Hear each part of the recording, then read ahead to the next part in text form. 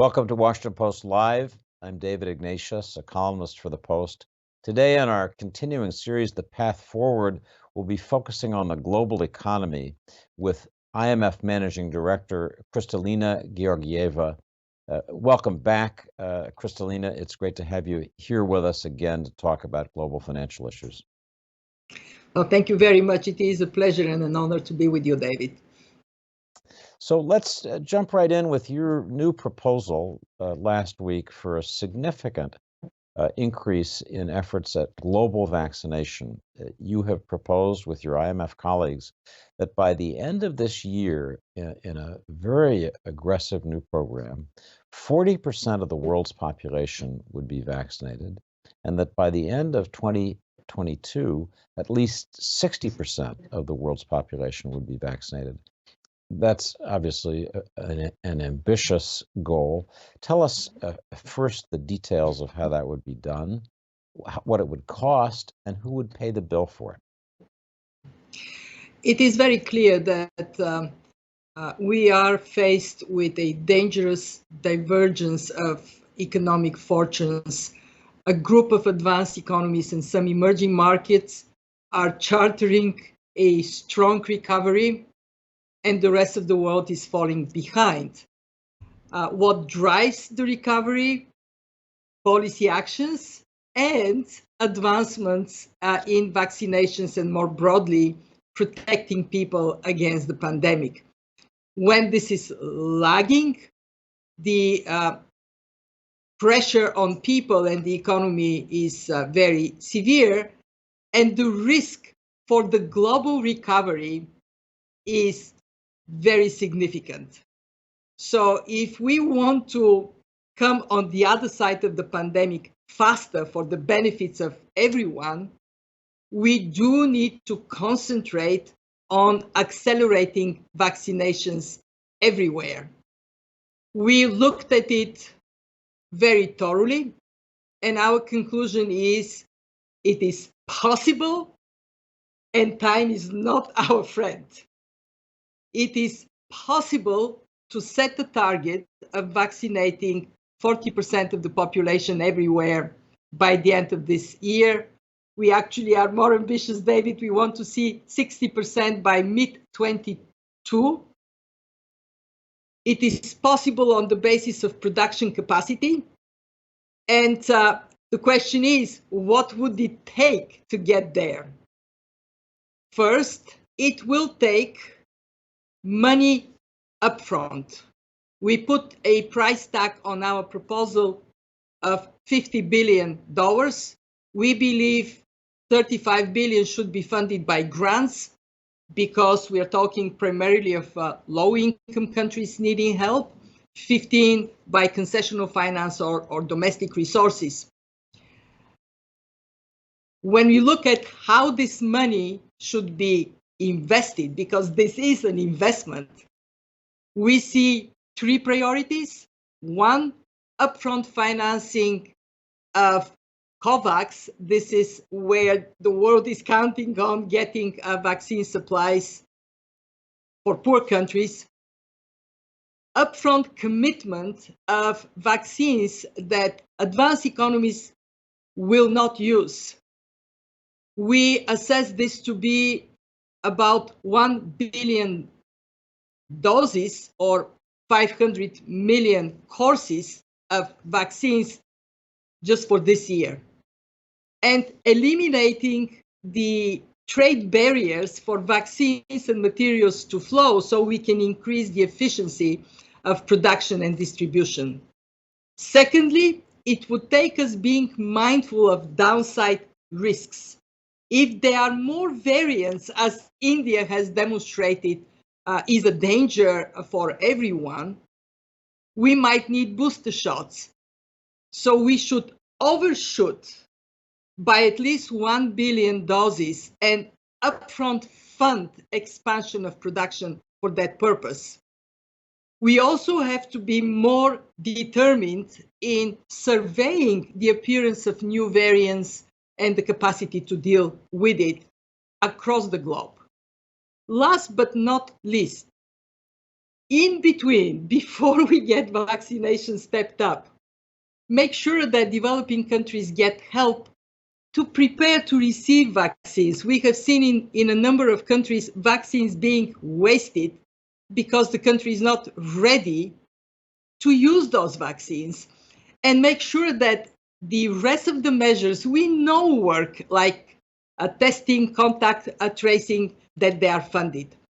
So as economists, we look at it from cost-benefit balance, and it is so very obvious that 50 billion may be a lot of money, but dwarfed by the benefit for the world economy. We assess the benefit for the world between now and 2025 of accelerating vaccinations to be $9 trillion. And most importantly, this benefit is spread 60-40 between developing countries and advanced economies. In other words, rich countries benefit tremendously.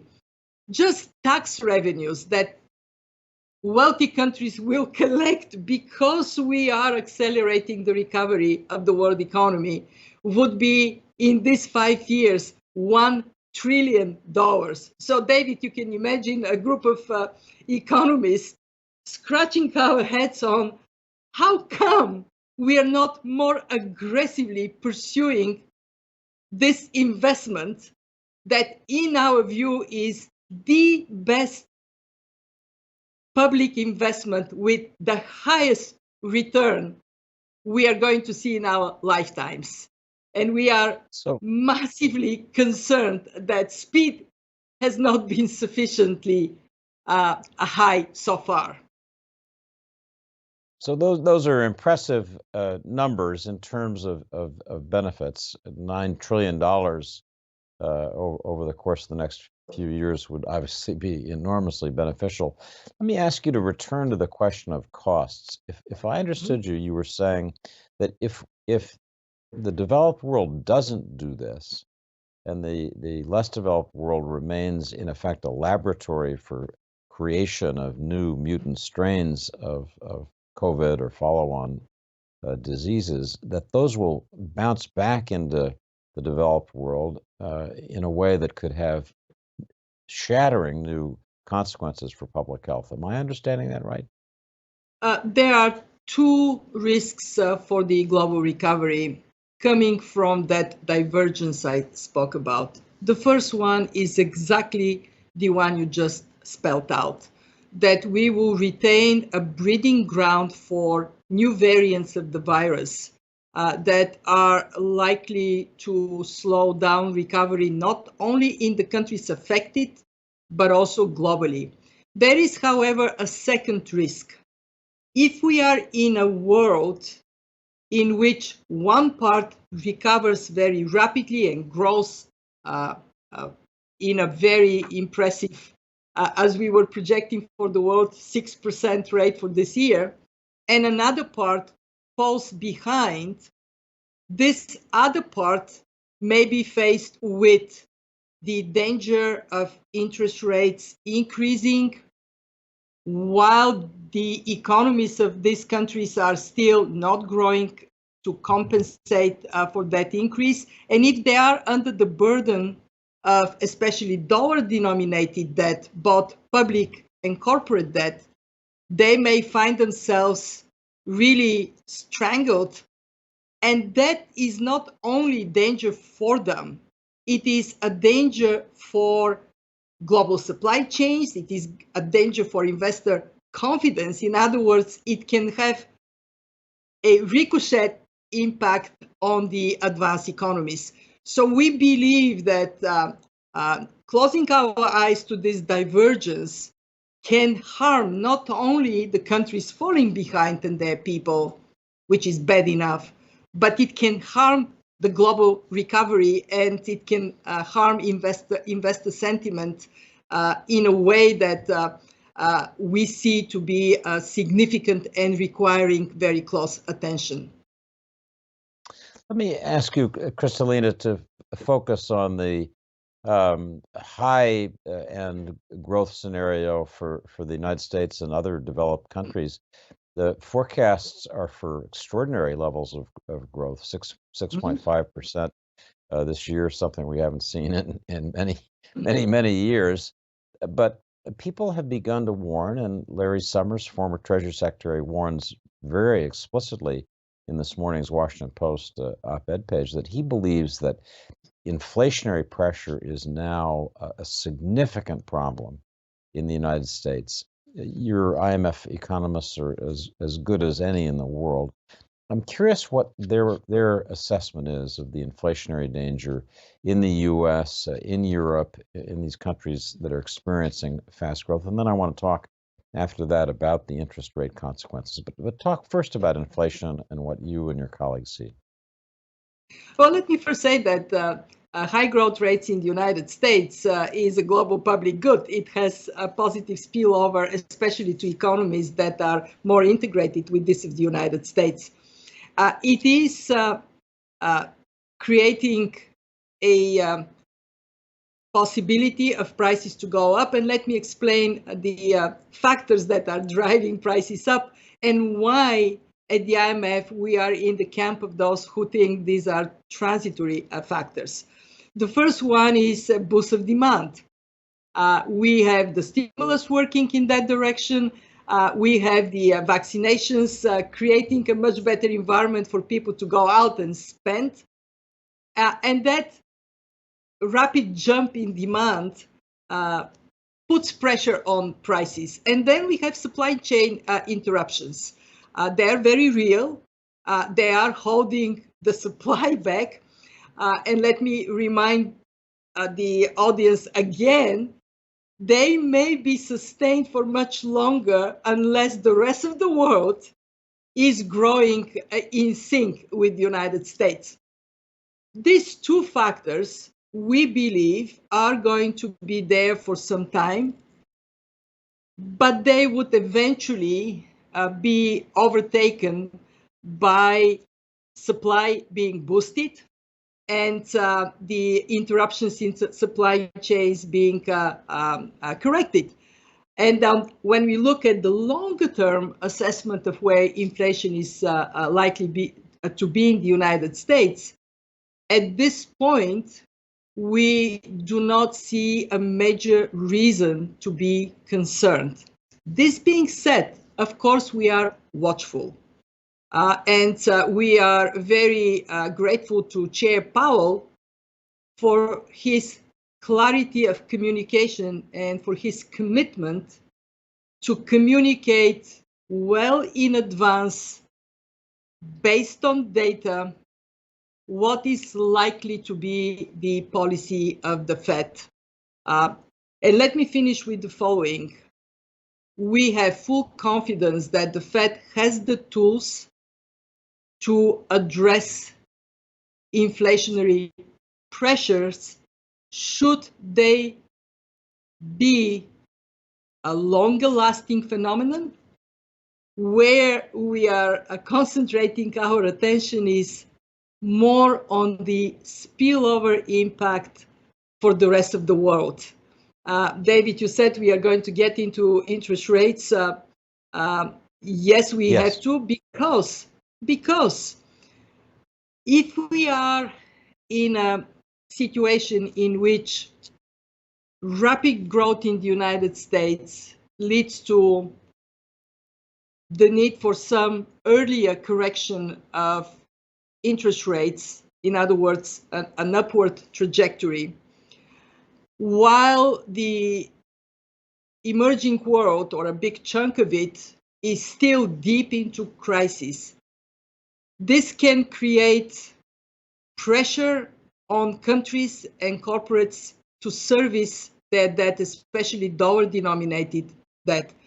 And should that be combined with a stronger dollar, it can be a source of trouble. In other words, good news in the United States, in advanced economies, can turn into bad news for parts of the developing world. And we have to be watchful and ready with policy action should that be the case. So just to make clear on the interest rate situation, there already is some upward pressure on interest rates in the United States. When your forecasters look at all the demand and other factors in financial markets, do they see that interest rate rise continuing? And can you give us any estimates from their latest forecasts of where they think interest rates are going through the rest of this year, let's say?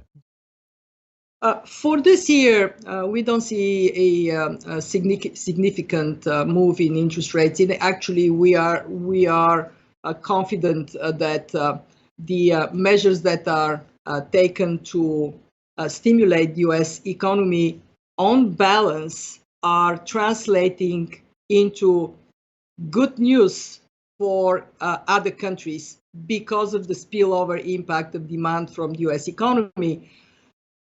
Where we are more concerned is when we look into 22, 23 and down, would it be a situation in which that danger of countries not stepping up fast enough translates into risks for even relatively small increase in interest rates combined with possibly a stronger dollar, creating problems for corporates and for sovereigns where the level of debt was high before this crisis, and it has gotten inevitably even higher as a result of responding to the pandemic.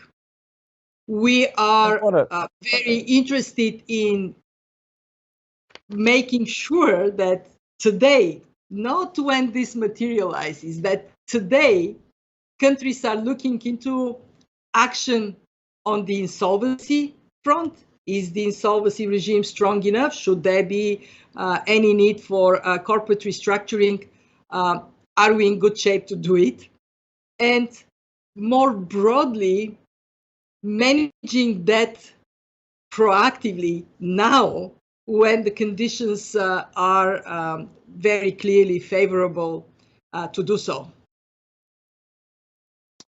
I want to come back to debt in a moment, Kristalina, but we just had, since we began our conversation, an announcement from the White House that I want to ask you about. The White House has just announced that in June, President Biden will be meeting with Russian President Vladimir Putin in Europe for their first face-to-face summit. There's an extensive agenda. And I wanted to ask you whether you think that's a positive sign in terms of prospects for global economic cooperation, for the portfolio of issues that you focus on most closely. It is positive to have more cooperation globally. We are not yet out of the woods with this crisis. And in front of us, there are very significant global challenges we have to wrestle with, climate change being on top of the list.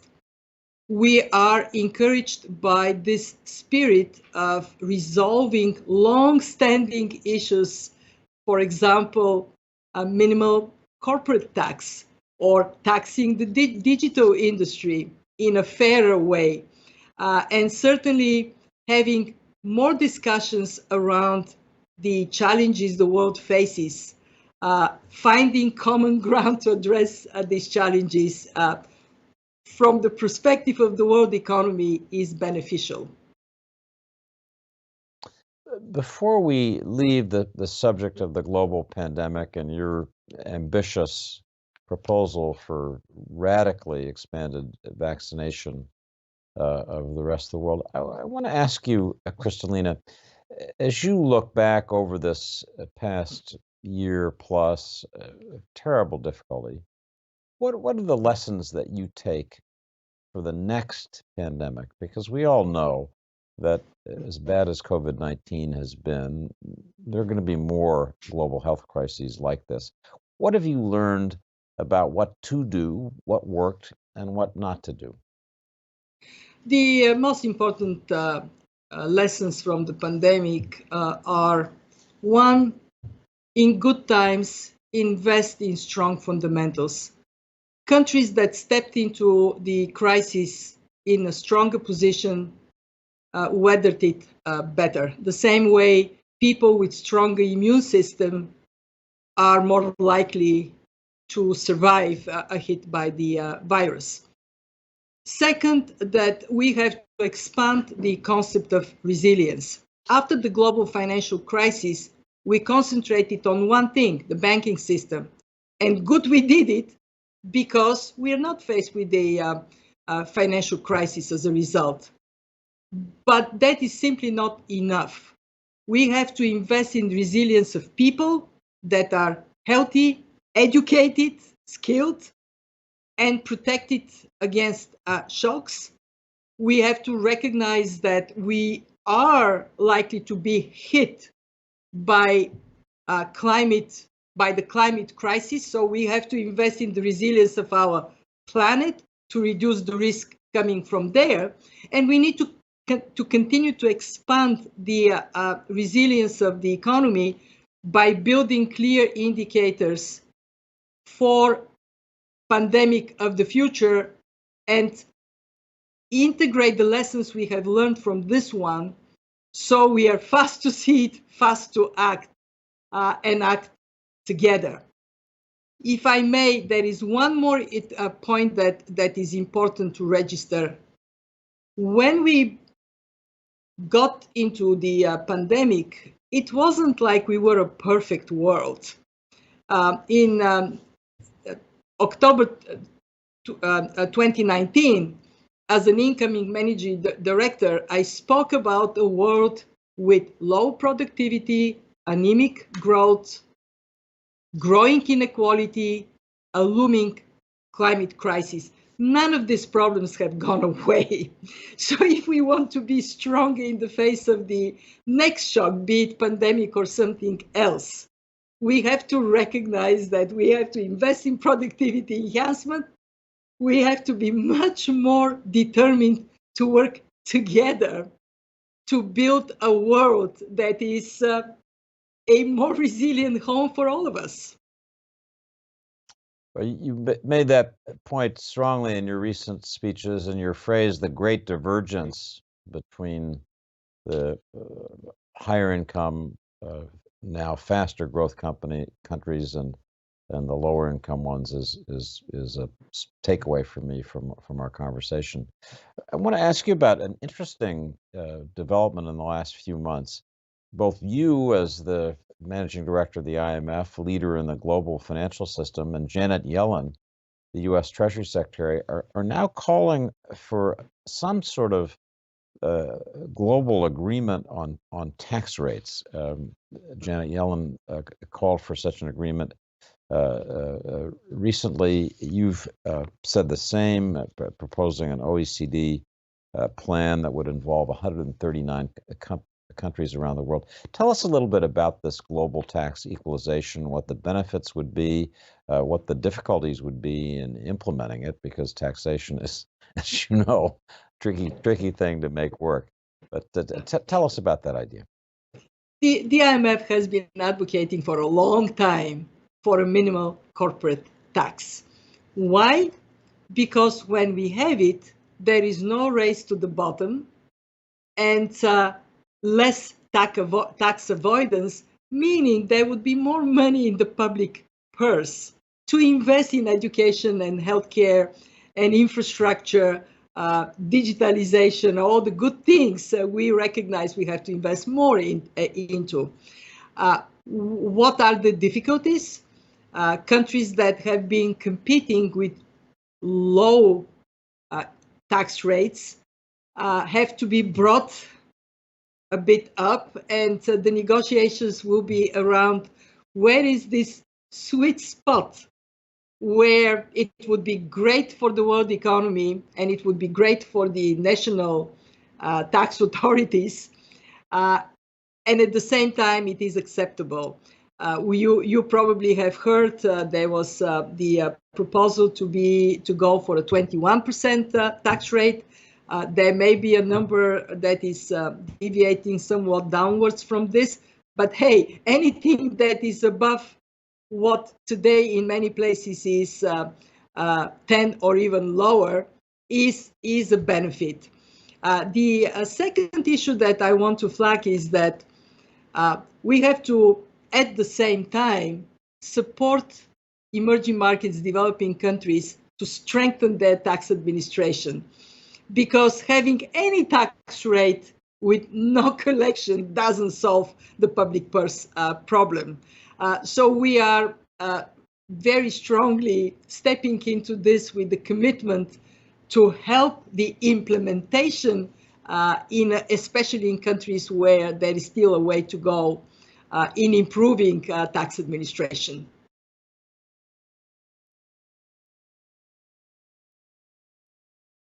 So let me ask you, Kristalina, about another challenge ahead that you're concerned about, and that is the effects of global climate change on the global economy.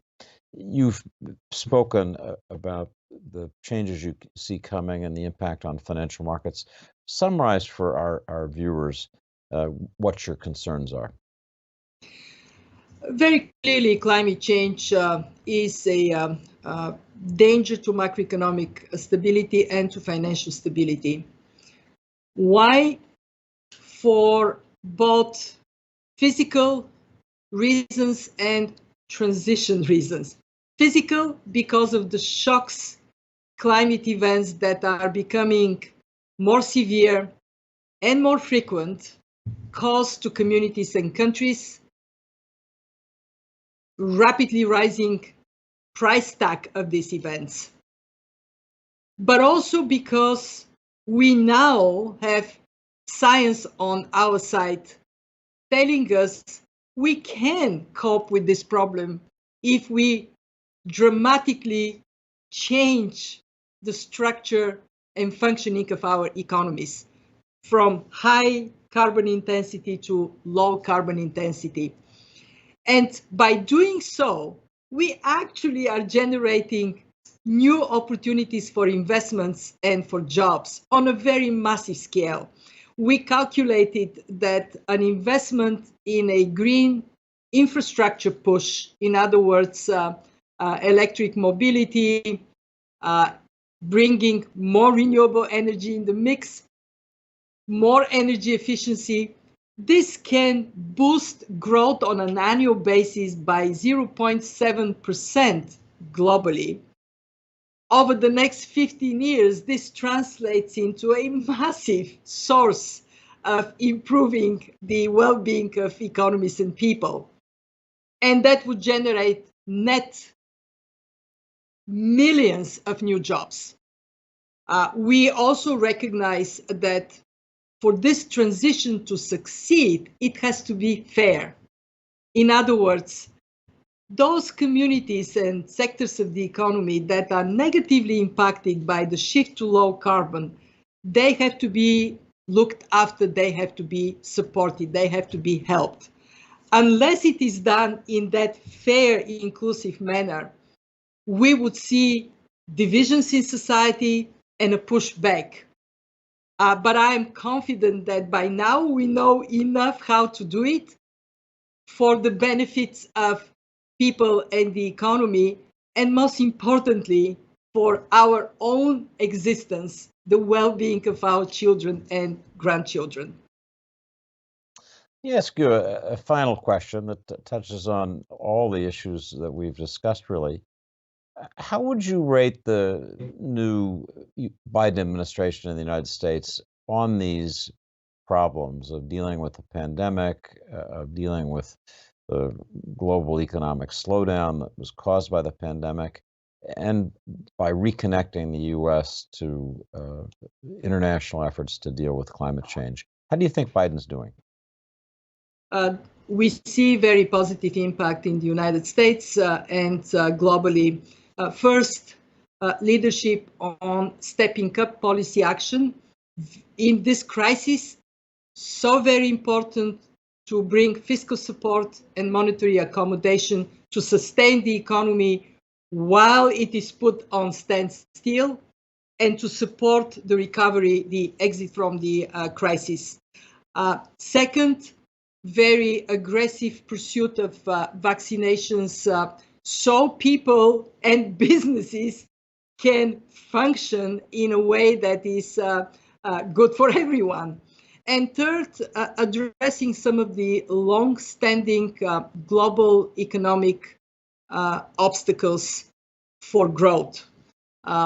We talked about the minimal corporate tax, but let me add a very important other tax issue, which is taxing the digital industry, and doing so in a fair distribution between where this income is generated, in other words, where services are provided, and where the companies are located, doing a lot in investing in research and development.